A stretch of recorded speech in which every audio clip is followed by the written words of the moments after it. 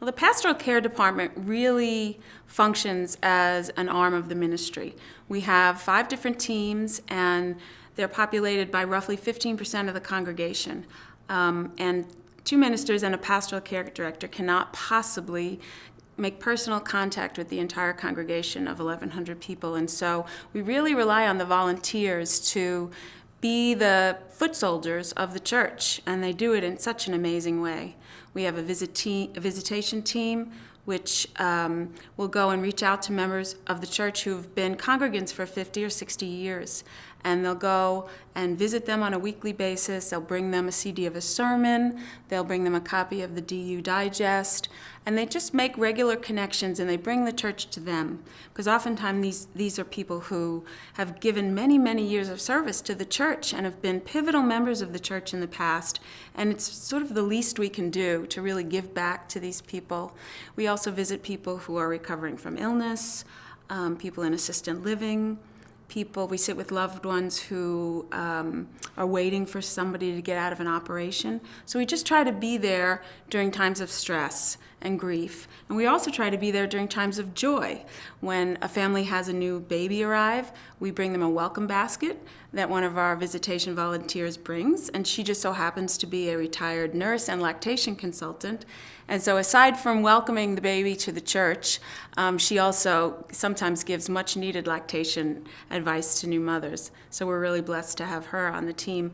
And we also bring meals to families that just had babies, because that's a time where they need to eat, but it's really the last thing they're thinking about. So we try to bridge all lifespan with pastoral care. We also do quill cards. And so you may receive a card from someone you don't even know from the church that has original artwork done by a UU child member of the church, and we create cards from their artwork. And what I've heard from other congregants is that they really appreciate that someone they don't even know took the time to write them a card and to express understanding and empathy for what they're going through.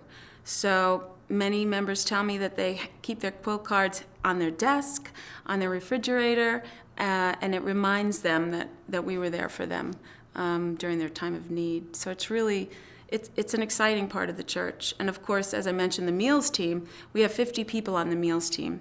And so but we organize them by zip code, so nobody really has to travel far to bring a meal. And it's a concrete way to show love and support to people.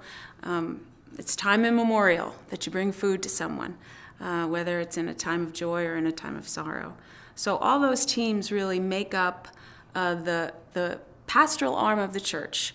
And then, of course, they let us know what's going on with congregants, and if the ministers or myself need to respond, we do.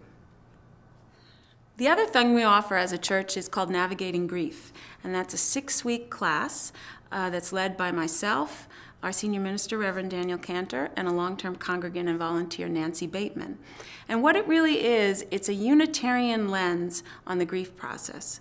And so we use our spirituality to support our process, to deepen our process, and sometimes our grief transforms our spirituality. But we don't use our spirituality as a solution to our grief. Rather, we journey through our grief. We journey through telling the story of our grief, naming our grief, bearing other people in the class bearing witness to it. We honor our grief by bringing in mementos of the things we lost, whether it's our health or a loved one, or and we create an altar with the objects. And so through the 6 weeks, people really get to take their journey through their grief, and hopefully, while it doesn't bring them to complete resolution, it helps them to understand that grief will be with them, and it's sort of like coming back to a point on a sphere, but the longer we deal with our grief, the less often we come back to that point. And we never want to forget the memory, because that's the way, as Unitarians, we keep people alive by their memory, what they meant to us, and their legacy in our lives. And so grief is not meant to forget the person. Grief is meant, resolving the grief is really meant to bring the person to a place where they can remember the person with love, sadness, but not something that debilitates their life, that enables them to move on, to have renewed energy, and a renewed perspective on life and the preciousness of it.